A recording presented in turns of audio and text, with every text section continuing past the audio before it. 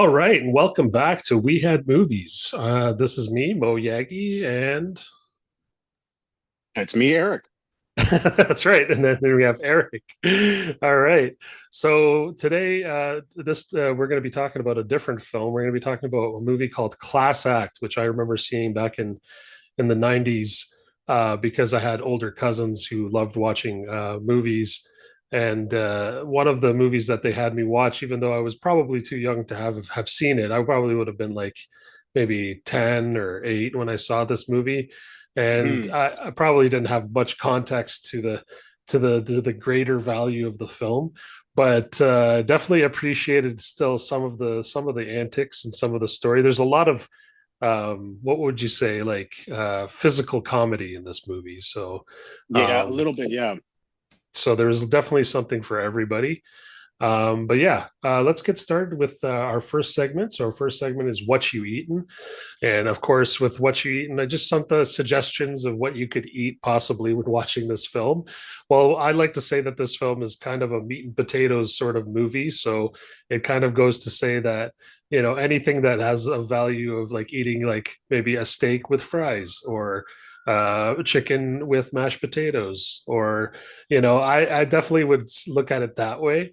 But what I really, really focused on was the fact that right at the beginning of the movie, the prison guard is eating a hamburger, and the gentleman who is behind bars, who we'll bring up in a second, Duncan, is going to ask him, of course, hey, can I have some of that? That looks like a tasty burger right there. And of course, the police officer just nods like, yep, yeah, it is. And so that makes you really want a hamburger. At least that's how I felt at the moment. So yeah, I thought that was a good suggestion. What kind of burgers do you like, Eric? Like, what I do you mean, like on your burger? just a regular. I mean, I'm not very fancy or complicated when it comes to that. Just Yeah. cheese, lettuce, tomato, onion. That's it. I Okay. don't try to go fancy. I don't overcomplicate my life with Yeah. Like, toppings or sauces or shit like that. No, just very straightforward with me. oh, okay. Yeah. So you don't really care much for like the fancy sauces and stuff like that. No, no, that's Yeah. that's not me. That's not my jam. Ketchup, mustard, mayo, pretty much. Not even mustard or mayo. Not even Not mustard or mayo. Wow. no, no. Just straight up, just I am tomatoes, not a lettuce. sauces person whatsoever. Okay. Okay. So like the opposite of what I would. Yeah, I definitely want to Yes. have all the toppings, the mustard. I love the mustard ketchup and mayo combination, plus the sometimes relish. Relish depends if there's pickles. If there's pickles, then you don't need relish. That's just how I feel. And Hmm. do I prefer, which burger do I prefer? I mean, there's all kinds of good burger meat out there, but the good old classic hamburger is just what I like as well. I don't think I'd like going for anything too fancy. But I mean, if I'm going to a fancy burger restaurant, I guess I'll get the like avocado on top or whatever, but it's not my primary choice. It's not the first thing I would go for. Yeah. Yeah, no, definitely would go for the regular burger if I had to, and just a nice side of French fries and maybe a Coke to drink. All right, so that's what we're eating when we're watching this film. What I think we should go on to next is the next segment, which is the book report. So this is where we're going to go ahead and again summarize the film in our own words, basically just talking about what we remember from the film that really stuck out to us, especially as kids, right? Because keep in mind, Hmm. this is something that I would have grown up with. So when I was 8 or 10, what I remember from the film. Okay, so you have Mr. Duncan, who's behind bars, and he's staring at a prison guard, and he's trying to tell him a story about how he ended up where he is.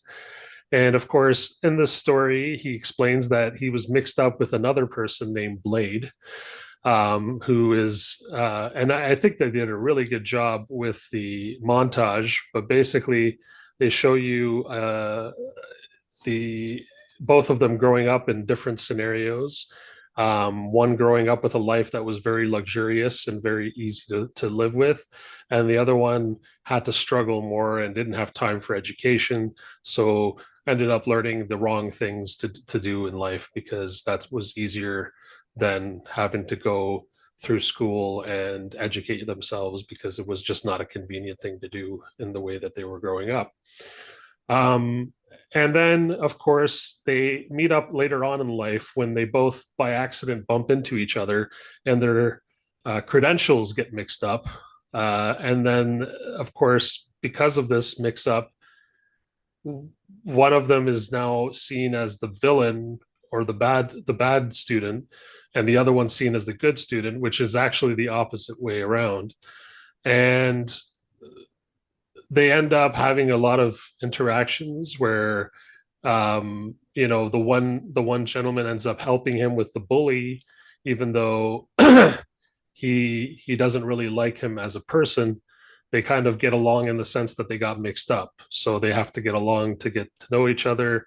And because one guy, he likes where he is, he likes living his life in a nice, more relaxed upbringing, and enjoys the new class that he's set in, and the other one doesn't. And then at the end of the day, they both end up becoming friends. Um, they both end up having to fight a crime boss in the end of the movie inside a wax museum, and the police end up arresting everyone. But in the end of the film, they all get freed, and and even the guy who was used to be a criminal gets a get out of jail free card because he helped catch a much bigger criminal, which is what the police really wanted to begin with. And yeah, that was my summary of the film. Did you have anything you wanted to add there, Eric? Yeah, so I never watched this film. This is the first time I've ever seen it. So I Mm-hmm. have I'm coming in with a little bit more of a unique perspective. The way I would have summarized it, again, I don't have any other perspective other than my current one, but it's basically a very simple story that revolves around two high school students from completely different backgrounds who, through no fault of their own, switch identities. Duncan, he's the intelligent but socially awkward student, um, while Blade is about as much of a troublemaker as you can imagine. When their records get mixed up, Duncan finds himself in Blade's, classes with all the tough kids, and Blade finds himself in Duncan's honor student courses. So Yeah. it really boils down to this mismatched pair navigating through each other's worlds and lives, which leads to a lot of comical situations, but also some good life lessons that they both learn along the way. Um, and in basically in trying to figure that out, they form what I would say was under normal circumstances they wouldn't have, but in these circumstances they form what you'd expect to be an unlikely friendship. And I find that by the end they really learn to appreciate each other and each other's strengths, right? Mm-hmm. It Yeah, and like you said, by the end they really find themselves and learn to appreciate each other. um it, Lots of good cameos in this movie. I noticed. Again, because I've never seen this one, I didn't expect some of the faces that I saw, but it Yeah. was Well, that's a refreshing good seeing. idea. Why don't we just bring up the fun facts that we know so far about this film? So, Well, I uh, want to point out, Hillary Banks from Fresh Prince of Fresh Bel Prince, Air, Karen right? Parsons. She was in this, and I thought it was great. I haven't seen her in a long time. I know this movie's been out for a minute, but yeah, it was good to see her in something that wasn't the Fresh Prince of Bel Air. Well, yeah, and you know what's interesting is that I actually felt when I was watching the film now that the Fresh Prince of Bel Air probably had a huge influence from this film because I almost see the main character who's actually Kid from Kid and Play, the rappers.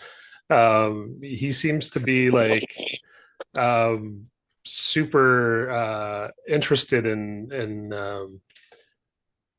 and Hillary, but not really. He's connected in that way, but he's more interested in the bad girls, and it's kind of gives you that Will Smith vibe almost. Like it's like Well, I mean, going he's back to in what the you said, I mean, wrong class, pulled into the wrong situation. But yeah, it's that classic, fish out of water story that we're being told from both perspectives here. hmm The smart kid in the rough classes, and then the rough kid in the smart classes, and them having to kind of figure it out, either with each other's help or on their own. Um, yep.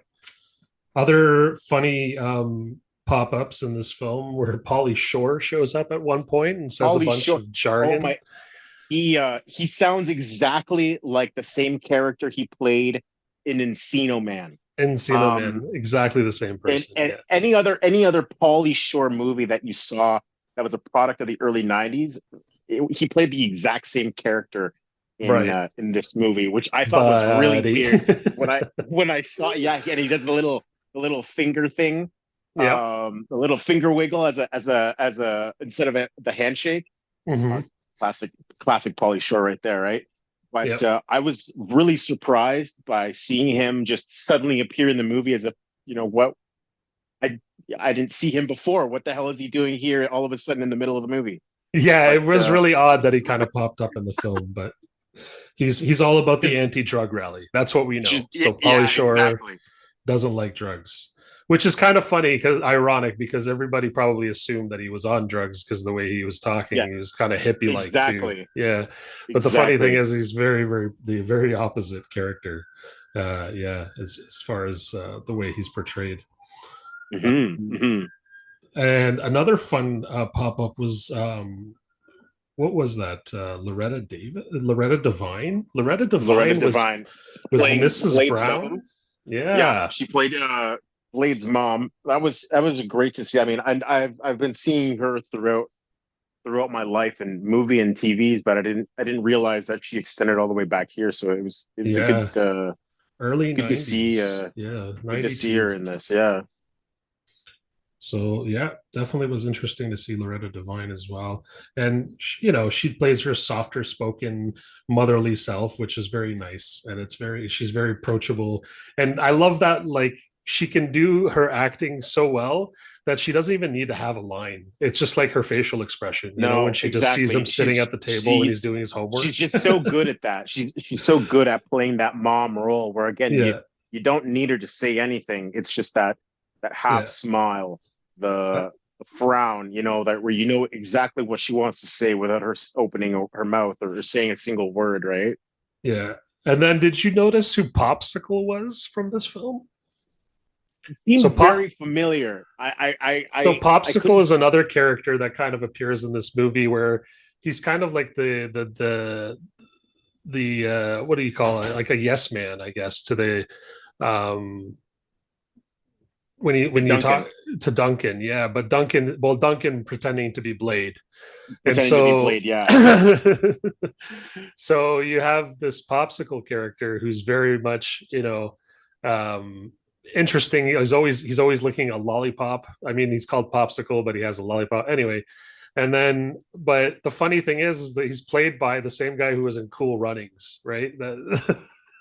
That's who that is. Yes, exactly. I was Okay. like, I oh knew man, it was his name, or rather his face and his hair was seemed very familiar, but familiar.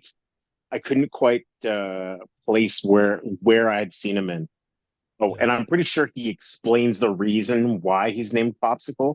Apparently he's cool, but he's messy too, I think he said.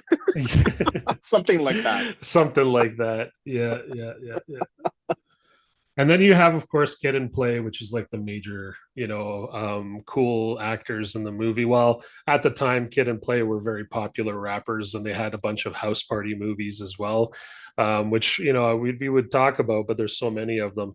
But there's the Class Act, which is very much a classic uh, story for both Kid and Play, and they get to do a little bit of rap scene at the end of the movie as well, which is kind of fun. So yeah, altogether, very well, clever, put together movie, I think. So let's get into the next segment, which is upon further reflection. So upon further reflection, what I find really interesting about this film, apart from the the cool the cool actors that get to show up into the movie, the cool actors. There's also there's a big live hip hop theme. It's very very good with that like old school hip hop theme, which was very much more about dance music, funky kind of sounding dance music. And it just gives you that really fun vibe that the 90s was definitely all about. The early 90s, people were, getting ready to celebrate all the time. And there was a lot of that music that was just very much free, fun, having a good time. And this movie is charged with it, right? Just so much of that. Um, the other fun things about this film. So, right from the start, when you see uh, Mr. Duncan Penderhughes, I guess is his full name, right? In the film, is it Duncan Yes, Penderhughes? yes, it Yeah. is. So once you're introduced to Duncan Penderhughes, he's not looking like the traditional kid. So if you guys remember any Kid and Play posters, or if you haven't seen them before, you could look them up. But Kid generally had that like, that fro cut into like a silo almost, like it was Hmm.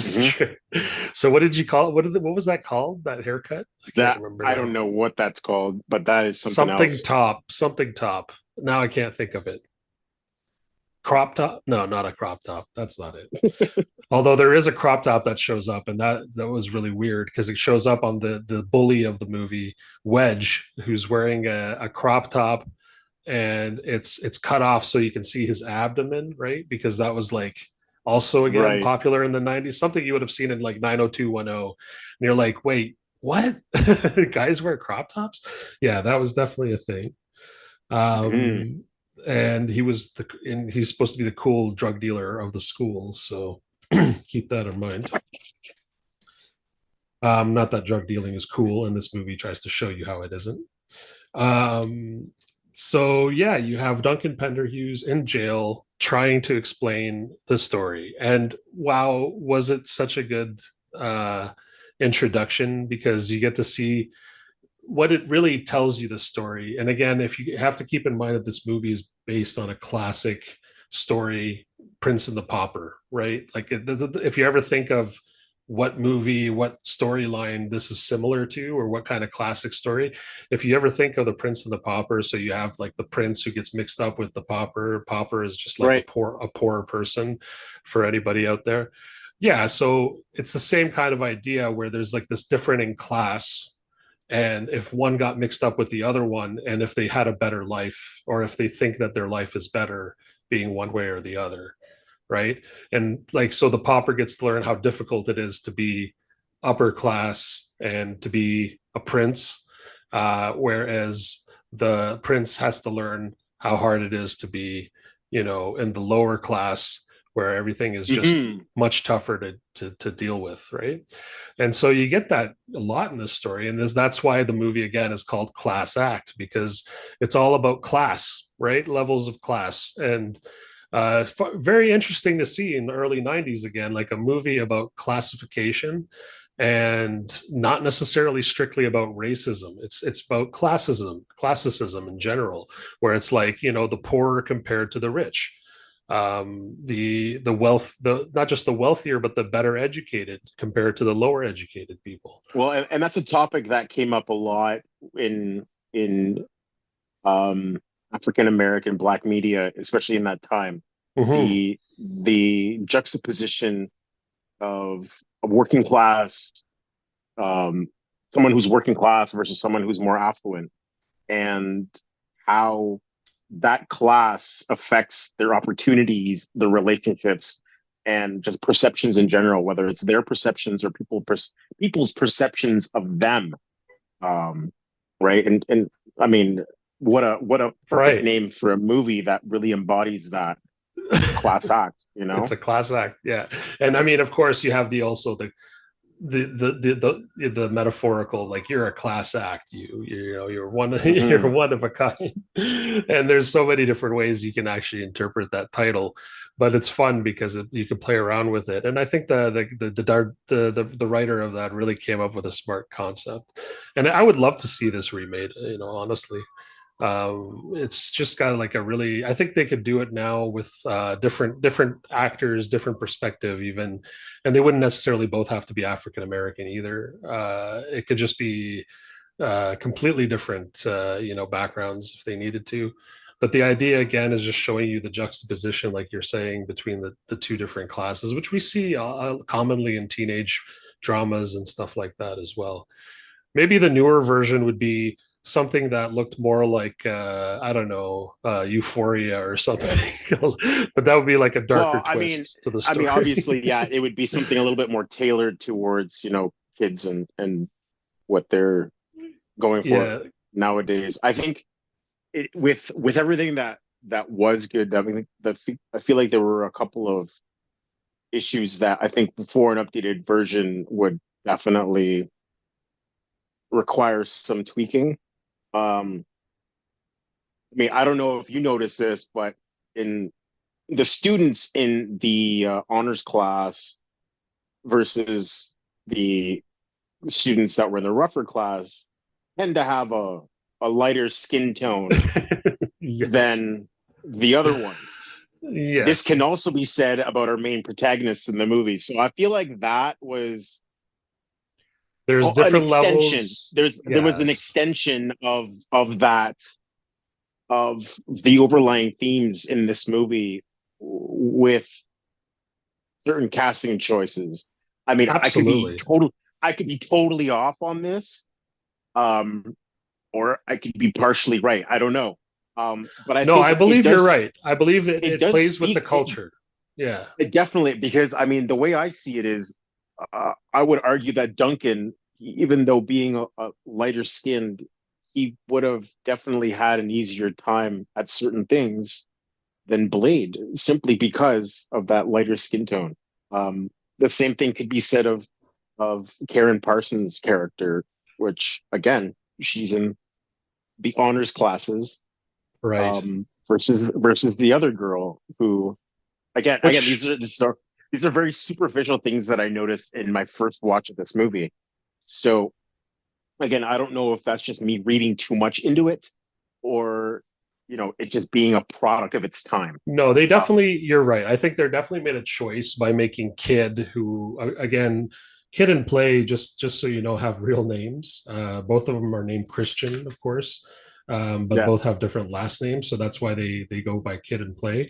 But um, basically, Kid is, you're right, much lighter skinned, so he would be having it. There is a level of classicism, and then there's also a level of, also again going back to race, and I think you're right in the sense that this movie does portray that level of privilege again in different ways. So you have level of privilege by means of economy, level of privilege by means of education, level of privilege by also skin tone. Absolutely. And you definitely can see that the director was going that way by the choice, or the casting director, even by the choices they made for each side. You also notice that, like, in the nicer part of the school, or the part of the school that's for the better educated people, Hmm. tends to have a cleaner lighting, and there isn't, like, it's not like this smoky sort of Oh, atmosphere. it You it notice how the looks it. lighting is different. It I, seems cleaner. It feels I may cleaner. be misremembering this, but I'm pretty sure they had art on the walls in the section that was for honor students, whereas Right. they had graffiti on the lockers for the rougher part of the school for the rest of the school, Right. right? So there's definitely that separation of students into class, right? Mm-hmm. Um, whether or not that's something the students themselves noticed or Yeah. were consciously aware of, because I mean, students, that they've got their own problems to deal with, whether or not that's something that they worry about day to day, I think is something else to look at, right? Absolutely. And you're right. Like you're saying, the character Blade, you know, who plays Blade is Play, and Play. Why would they choose Play to be the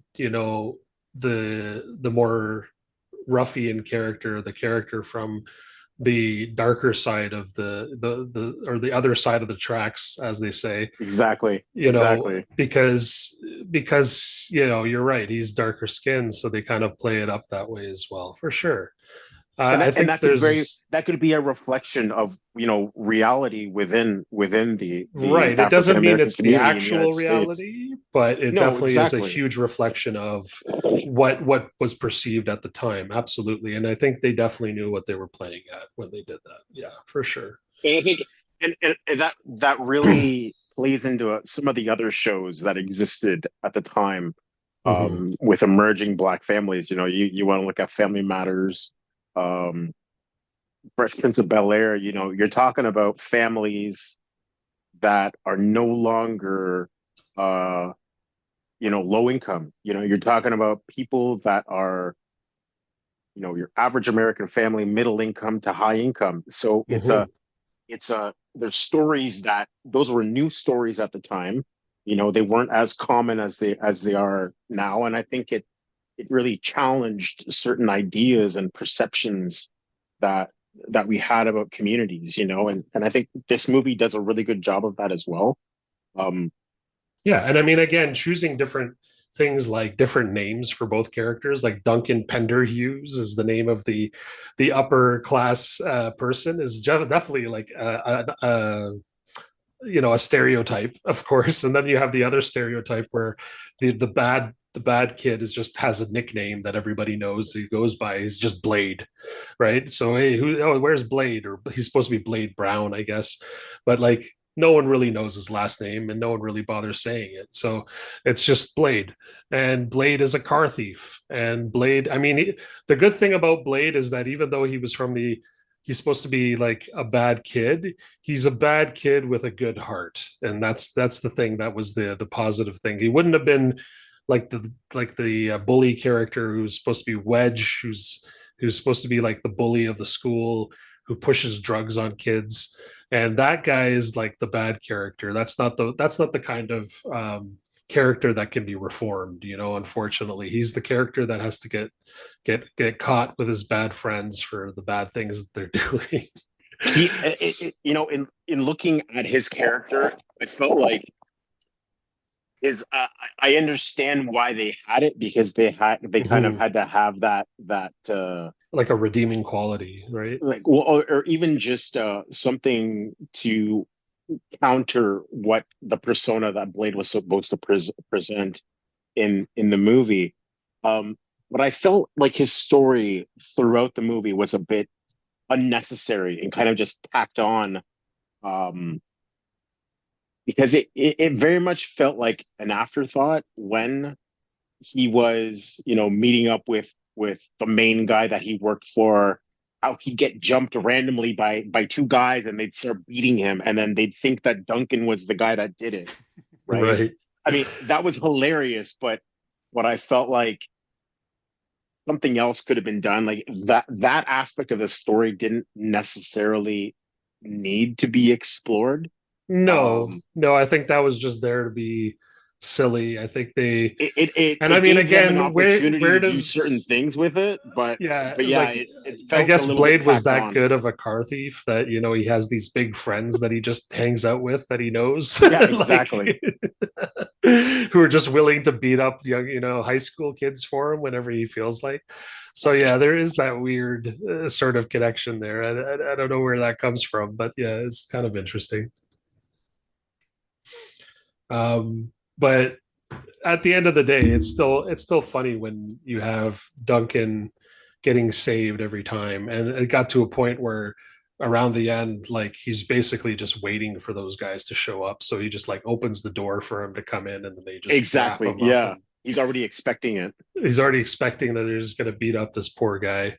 Um, I mean, he's not that poor of a guy. He is the school drug dealer. And again, we're not talking about like, you know, marijuana here when they talk about school drug dealer, Yeah, right? Like exactly. no one's from the outside of the school is going to kill you because you couldn't sell some marijuana at a school. Like that's not the kind of money we're talking about, obviously. But they don't really ever bring up the drug. They just say that there's drugs. No, exactly. And that's Yeah. what I mean. They kind of just they don't develop his story too much, but just enough so that he's a character that requires some dealing with at one point or another. Hmm. Um, and I guess ultimately it is the kind of the reason why they end up in temporarily in jail. But I mean, by the time you get to that point, it doesn't it doesn't seem like it matters. I guess is Yeah, what I want to get at. yeah, I mean, it's interesting that it starts that way. But I think once you get through the entire story and you see everything that they've been through, this it just kind of feels like an afterthought and yeah. not so Because, much. well, not so much because I mean, like Pauly Shore introduces the anti-drug rally, right? That's why they bring Pauly Shore Right. in, and so there is a anti-drug theme in the movie for sure. But it doesn't come up a lot. It's not, you're right, it's not pushed shoved in your face. It's very like lightly like, hey, by the way, also we want to tell kids it's high school, don't do drugs, and I don't personally have a problem with people doing drugs at a certain age when you're an adult and you can consent for that sort of thing. But the Sure. Yeah. idea of having a drug dealer push drugs on students is a bad thing, and because they're trying to get people addicted, right? And you're trying to get people caught up in something that they don't need right now already when their brain is just developing. So for me, it's like, yeah, did I in high school do drugs when I wasn't supposed to? Probably. Uh, but does that mean that it's a good thing? No, not necessarily. I mean, I think You know, that. and maybe it's another reflection of what it means to be in high school. Because I Mhm. mean it's a part of. I mean, you don't want it to be part of the education system, but I mean that's a reality that students have to deal with day to Yeah, day when they go to school. Not also youth culture. I mean, it's definitely part, especially when you're talking about urban/slash hip hop culture. It very much is a part of that.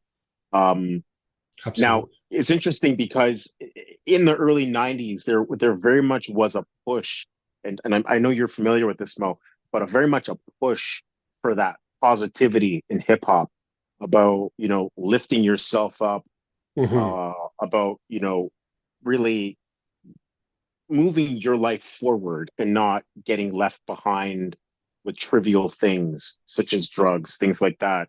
And that And stuff still remains in underground rap music, I it, think, it absolutely does exist, but I feel like but there it's was definitely there was a point in society when it was just that all over. Yeah, when that that was the kind main of hip theme. hop when that kind of hip hop and was kind of brushed aside and made way for what we have now, which is I'm Absolutely. not going to say it's bad or good.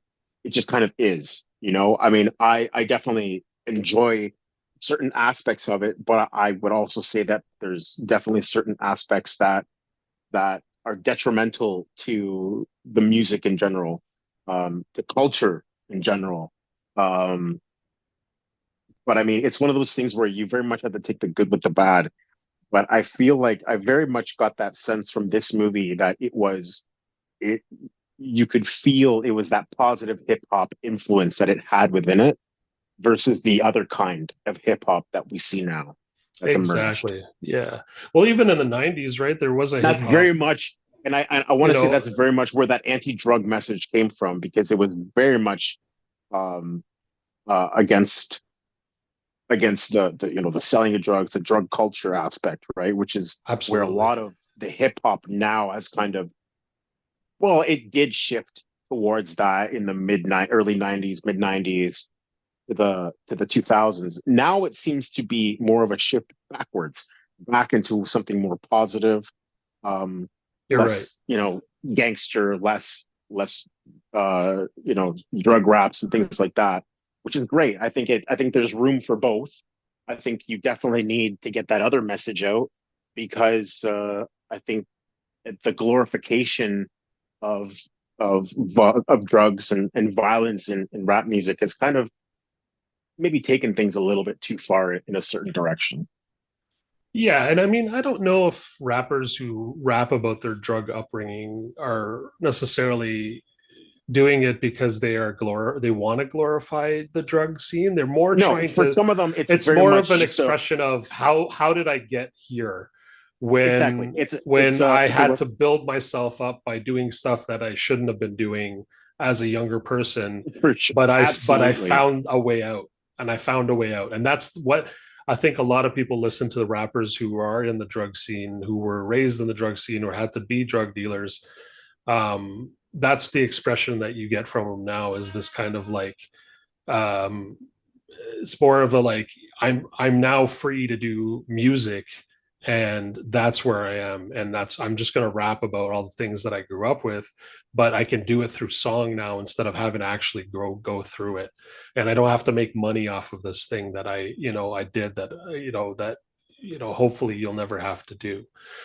And I Yeah, I think, mean, it very much was a just talking about their own survival in their dire mhm. circumstances, right? And I Yeah, mean, so sometimes you don't music is not preachy, it's more just a reflection. And I find that if you think of the rap music in the early 90s, it was definitely trying to send a positive message, like you were saying. And the positive message is, absolutely instead of fighting, let's dance off. Instead of, or rap, let's rap battle. Instead of doing drugs, let's just hang out and have a party, have a good time. um, exactly. with that, we don't need the drugs. We can just have a good time and listen to good music and chill with her friends. And so there's a lot of the positivity in that film as well. So we're just all right. So other things that I noticed in the film, which were interesting, was how they talked about the not just necessarily talked about it, but just like showed the difference in an education level from Duncan um, and Blade. So the interesting parts was like Blade, didn't know what a gazebo was. Like he's seen it before, he recognizes it, but didn't know that the word was gazebo. So he calls it a garbanzo because like the garbanzo. So that was kind of funny. So there's little things like that you just like notice that, like, okay, so Blade isn't familiar with some of the things that Hillary. I call her Hillary, but what was her character name in the movie? I forget what her, her character's name was, but it's Yeah, interesting you mentioned that because um, that also speaks to their own experiences as, again, in their specific classes. You know, how likely is Blade to have run into a gazebo? Um, living where he is, yeah, living and the then life that he is, versus Duncan, who lives a very privileged, um, waspy, if I can say it, kind of sure. life. You know, he has he lives an extremely affluent life. But then there Um, was this interesting twist where he's attracted to Davita, and we haven't talked about her yet, but Davita is like the darker skinned African American woman who's very much the sexy character in the storyline, and Duncan is just head over heels for her, even though there's nothing necessarily tying them together as far as class. But he sees something in no, her, and maybe it's just because but she's beautiful, that's maybe. just that's I mean, part of it is that. I think the other part of it is it's someone that he's not used to. It's someone that he's Mhm. never Unfamiliar interacted with territory. before, because those aren't the people that he's carried on with his entire life And I because think of somebody like where him his who's life not very is, right? sure with himself, right? He's probably like really attracted to a woman who is very sure of herself. Like she's very confident. She's in control of the relationship, more or less. She pulls him in for the kiss. She's the Well, one who, it kind of it I think it what it did for him by the end is it kind of brought him a little bit out of his shell. It gave him kind the of gave him the confidence. okay. She kind of gave him the okay to be like, okay, you can do these things. And he did. He kind of she inspired a little bit of confidence in Duncan to kind of, like I said, bring that these other personal aspects out of his own personality out, Yeah. right? makes him come out of his shell more or less. So that's what he finds attractive about this person for sure. And then you have the alternate, which you have Blade, and then the character that's played uh, Karen Parsons. by Karen Parsons, and she's like this lovely, very nice, character who's waiting for the man to take charge, and he just happens to be a very confident man, and so, well, like very confident young man, I should say. He's still a teenager in this movie. And so that's very attractive to her as well. So they show you the juxtaposition of like the difference between a confident and unconfident Confident, teenagers and how they get and along. yet I feel like there's an apprehension with him because he knows he's not supposed to be in that situation. He knows he Right. doesn't belong in those classes. So there's almost like an there's it's he's almost like he's hiding a little bit.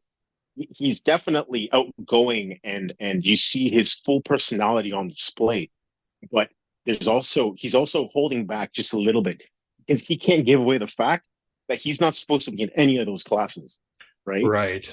And he never There's a thought certain that what he's there's been a learning in life has been worth an education, right? So he exactly actually like gets to use that in school, right? there's a Yeah. part of him that has to keep up the facade that he's Duncan, not actually Blade, right? And Hmm. in doing that, he reserves himself a little bit more, right? Yep. He isn't that first guy to snap back with a comment. I feel like by the end he very much learns to measure himself a little bit. Yeah, and I definitely get that feeling from him too. And just just other interesting facts, like because he's a car thief, he's got his own car, which we Oh don't really yes. know how he has this car, the red car. No, Yeah, we just see him driving it around all everywhere and everybody loves it. yeah, everybody loves this car. This very cool car, but we don't know what brand it is either. And it's got The like a back that hydraulics, comes off and hydraulics, and the it's hydraulic, it's full like fully modded, right? Like just fully modded, made built in a shop. None of the parts are from each other. yeah, exactly. It's one of a kind. Yeah, yeah. So yeah, so he does take her into the cool car as well to make out with her. As much as it's supposed to be used by Duncan, Duncan has to learn how to drive the car as well because he gets angry with him if he goes around riding a bicycle under pretending to be Blade. He can't have people seeing him go around town as Blade riding a Well, and that's another bicycle, thing. right? They both have to learn how to be one another, right? Like Mm-hmm. Blade teaches Duncan how to dress, how to dance, so that they can go to the club and so that Duncan can actually be Blade, you Mm-hmm. know? And on the flip side, you've got Blade genuinely asking Duncan for help on how to do the classes, because he realizes that that's something he can't mess up, you know? So they really learn from one another. And I think that also develops their own personalities as individuals, It you can really see how Duncan is trying to fit in. He really wants to. And the same thing goes for Blade, with the smart crowd. You can really tell how all of the smart conversations that are had in the class are just flying over his head. And you could see that he wants to be a part of that, right? Yeah, And absolutely. by the end of the movie, he really does get his act together, and he ends up going to that private school that Duncan was supposed to go to, and Duncan ends up getting a football scholarship because along the way he learns that he's an amazing football kicker, right? That's right. That's right. I forgot about that almost. Yeah. So Duncan learns that he's a really good kicker. So they put him on the football team. So he ends up Oh, playing hold on a football as second. well. It wasn't just that he was a good kicker; he figured out all the physics behind it, right? Oh, So right. he big brained that, right? He figured out everything so that he could be a good kicker. And I thought that was Yeah. interesting how they used his practical knowledge, and they applied that to uh, something that he wasn't previously able to Right. do. Like the whole idea was that he would get into that private school, what he needed to pass PE, right? And PE was like one of his His worst downfalls. classes, Yeah. right? And all of a sudden that ends up being what gets him a scholarship to a university, right? So it's interesting how they kind of flip the script, and what you expect to happen with these guys isn't what happens at all, right? Yeah, absolutely. And I find it's interesting too that like the story almost has to tell you that in school, a part of your education is you have to have good physical fitness. And that's, again, that's a very more an American sort of centralized concept that like you have to be good at sports, like to get into college, like you have to have a sports degree. Yeah, it's like, it's almost like Absolutely, absolutely, yeah. so interesting. Yeah. But yeah, other things that I noticed too, they did on top of the anti-drug rally stuff, they also had another positive thing going on is the consensual sex. There was definitely which you're thinking again, this is a movie in the 90s, so they had no reason to think of, like, oh, later on in the world we're going to have a Me Too conversation. Honestly, like the conversation of consent wasn't really a conversation that we had back then, No, but this right? movie had it clearly stated out like that. Is it Yep. okay if I kiss you? He waits for the girl to consent, and she gives him the condom. Remember in the car, or Yeah. yeah. So there's a condom as well, which is again showing you safe sex. So safe sex is positive influence. So there's a It's lot of interesting like, because the guy, rather than get all disappointed that there's a condom involved, he's like, "Oh, okay, this is happening then." yeah, yeah. He wasn't questioning it. He's like, okay, I'm gonna put a condom on, and this is what's gonna happen. Yeah, I Right? love that. I love that. Yeah, that was probably one of Where my it favorite wasn't even, things. and again, I think it speaks to kid and play, the Yeah, kind of music that they were doing, the positivity, um, the kind of vibe and aesthetic that they have in their music was very much part of this movie, right? absolutely. They didn't deviate from who they were as artists prior to this movie, and they integrated it into this movie, and I thought it was fantastically done. It's not what you'd expect out of a movie from this time period. At least I wouldn't. No, Um, absolutely. I mean, even thinking about the way the police treated Blade, I mean, at the beginning, Blade was treated like a criminal because he's in prison and he's got his parole officer who's like, yeah, we're getting you out. Or I'm not sure if he was his parole officer, but he was just like a cop that worked with him I think he was a with young detective or something or like something that. like But yeah, that. he kind of seemed like a parole officer as well. Yeah, Yeah. So he like frees him from jail or gets him out of jail. And but at the time he just sees him as a scumbag, and it's nothing, again, it's not racially driven, it's more of a just like because you're because you're a lower, criminal. you're a criminal, you're lower class, you steal cars for a living, like there's no reason for me to think that you're going to do better, right? But then later on he's got like, when they get out of jail, there's this like different expression from the police officer. All of a sudden he's like, you helped me catch Mink, and Mink was like the big drug dealer who is Right. pushing this other school drug dealer to do stuff at school, because like he basically threatens him at Mhm. one point, he's going to kill him if he doesn't sell Yeah, drugs for him at exactly. the school. Exactly, And because nobody wants to pay because Blade is there, yeah, right? And right, that was the whole idea with him, is that this idea that nobody wanted to pay off their drug debts because Blade was there. Um, was, I mean, a little bit insane, because I mean, what the hell did he have to do with Mink at all to begin with, right? right. But no, I think it was, no, it's more of the, Wedge needed to be the most popular guy in school because that's who people will go to for drugs. So if Right. Blade comes in and he's the most popular guy at school, He's then diverting attention he's diverting from people Wedge. attention from Wedge.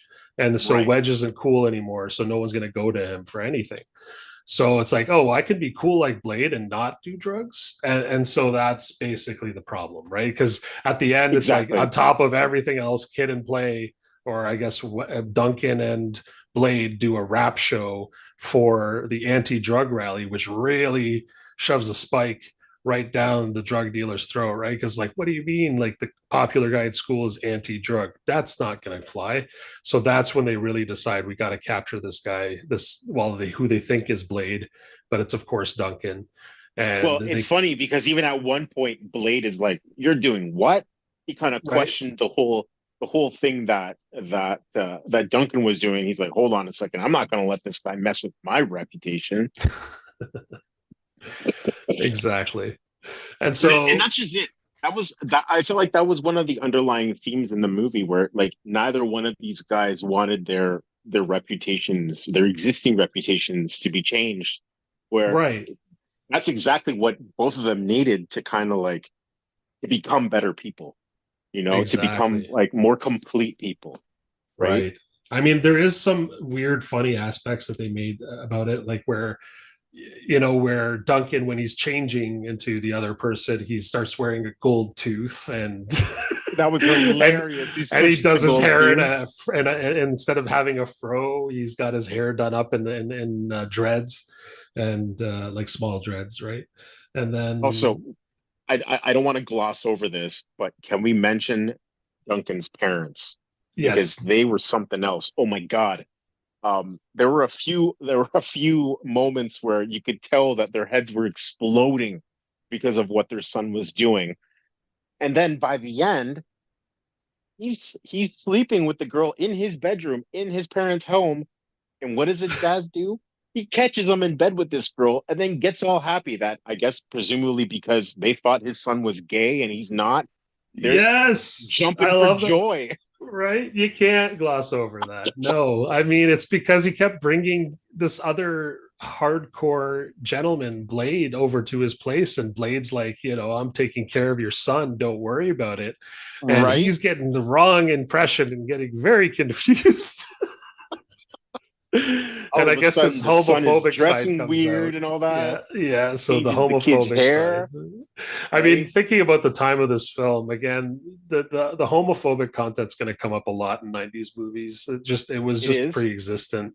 It is. And I'm And especially when you're looking at certain demographics, I well, if think you think it your parents definitely now were bad, right? Like imagine back then. So, I mean, well, yeah. it was just a show, and just the fact that he sees the son and then having sex with Davita, and he's like, "Yeah, that's all I care about. My son isn't gay." And to be honest, I mean, Right? that's probably how my father felt. I mean, I don't care who he's Listen, with as long as he's not we're gay. I mean, a lot of it's a unfortunately it's very much a product of the time, right? And Yeah, I mean, thankfully that kind of thing has largely disappeared from our media. yeah, And then of course it would be, but because those for kinds the of right reasons. Yeah. absolutely, there's a different level of acceptance. So I think going back to what you said originally about how it would be great to have this movie remade, I agree. I think this movie could definitely be remade for a newer generation, obviously updated for certain aspects of it. Well, yeah, some But things that really would need updating are like, for example, like when they're trying to find where Duncan is, and then they're chasing him all night, trying to figure out where they taken him. But then they have to stop at like this corner where there's like five payphones just sitting there so that each one yep, can call their parents and tell them where they are. exactly. I'm like, no, where's your cell phone? But I think Right? I Think think about that. there's That's crazy. The the payphone. major themes of the movie can Yes, still the major be themes. Yeah. explored even under like an updated lens. Like there's the Yeah. whole aspect of racial identity, youth culture, um, the education system, and how it really Even separates even the the smart and justice the dark. system, even the justice system, Yeah, but I there's think more importantly, yeah. the two major themes of this movie are social class and Mhm. your friendship and identity, which I think is basically the driving forces behind this movie. Yeah. And I mean, it's funny that you say, like, they both had to learn a lot from each other to grow. And I think that definitely gets summed up at the end where the guard has a good tip for the right before they leave. He's like, Oh, for sure. but you Yep. did learn to be proud of yourself. So, it's like maybe your friend got you in jail, but you've now become a more confident person because of him. Hmm. So there's that Yeah. side of it. It was So that yeah. retrospective, basically, that the prison guard was basically able to offer Hmm. him. It's like, well, you just told me this story, and this is what I got out of it. You know, don't forget Yeah. that. That's what he's telling him. Like you may have, like, this is something that I picked up from your story. Don't forget that this should also be your takeaway from it. You know, and that definitely was for me. Oh yeah, was there another thing too that was interesting? Was like the sex ed.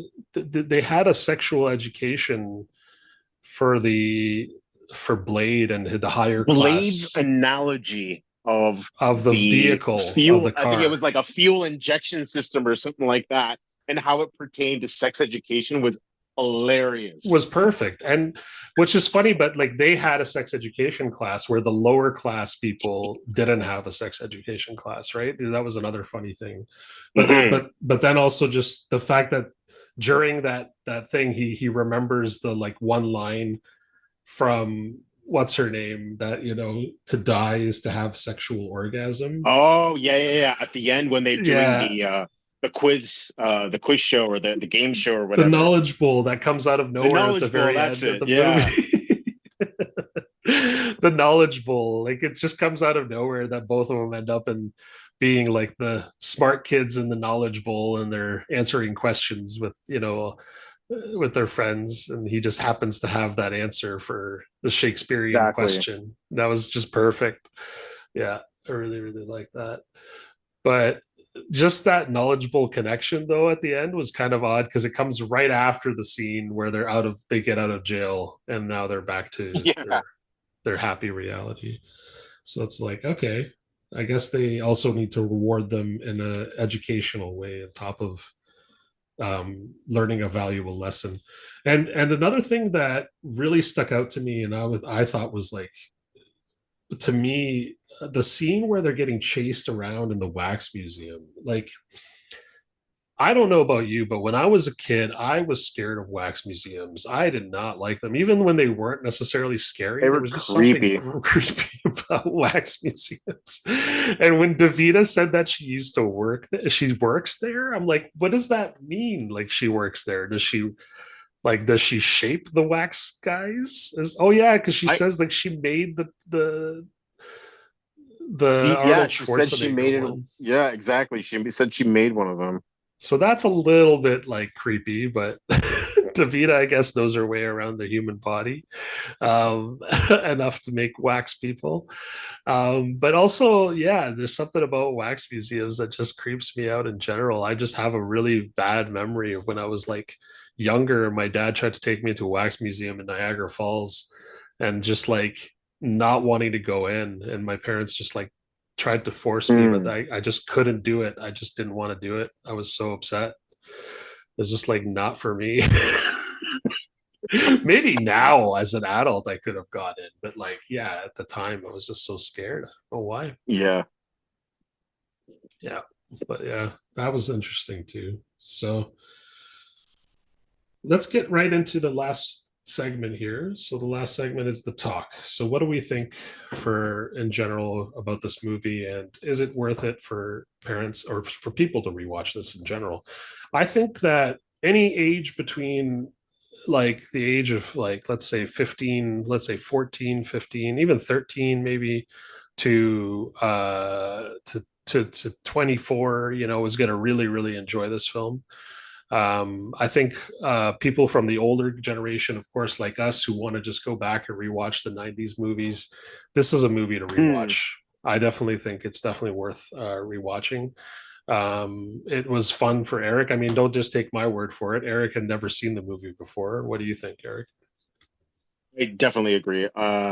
I really enjoyed the movie. I mean, obviously some things are dated based on the, you know, time period, but as far as, you know, the underlying themes of the movie, I mean, I went in with no expectations. I mean, there's never seen it before in my life, but I definitely came out enjoying it and having felt like I definitely got something out of it for sure. Yeah, and I definitely, yeah, exactly. I think you could get something out of it, even if you're somebody who's older. I think younger people, what they'll get out of it is they'll have a lot of questions about the '90s. You know, is it really Mm. that's how it was? And there are some things that you could definitely point out that'll be like, yep, cars were like that. Yeah, that's how we had payphones, whatever those are. And yeah, like a lot of those things that we just see that are kind of retro. I think that would be really nice for people to kind of give a glance to the past, you know, and just watch this movie for what it is. I mean, if somebody was willing to remake the movie, I think this would be a very popular film now as well. Just making it a little more up to date, revamp it a little bit. But yeah, all in all, good film, enjoyable time. And I used to love Kid and Play when I was a kid.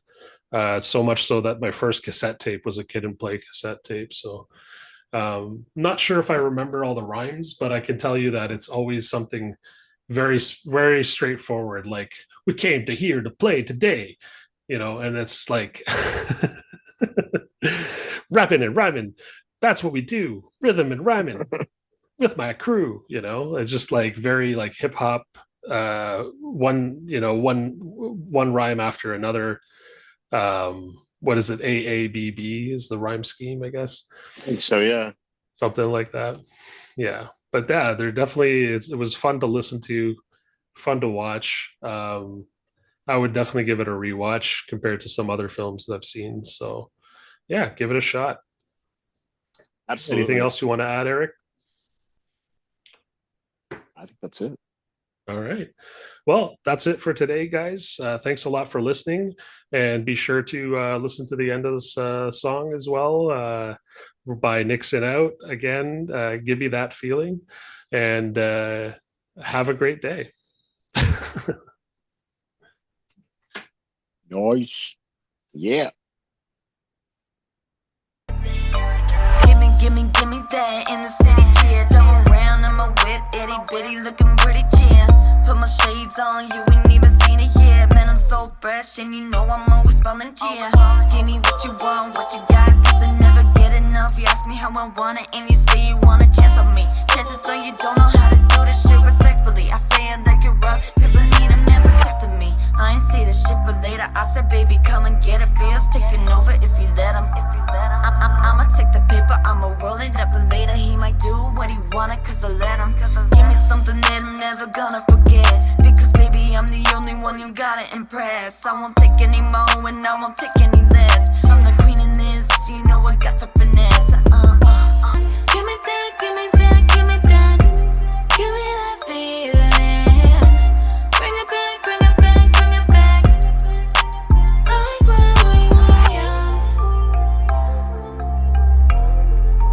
Like when we were young. Like when we were young. Bring it back, yeah, just bring it back. Sitting in the back, yeah, I'm rolling up some Trinidad. Feeling like the bestest, always got the best shits. Come around, baby, yeah, you knowin' who the best is. And that's just for the record, so y'all don't get it twisted. I ain't talking cheese, even though I'm buzzing, listen.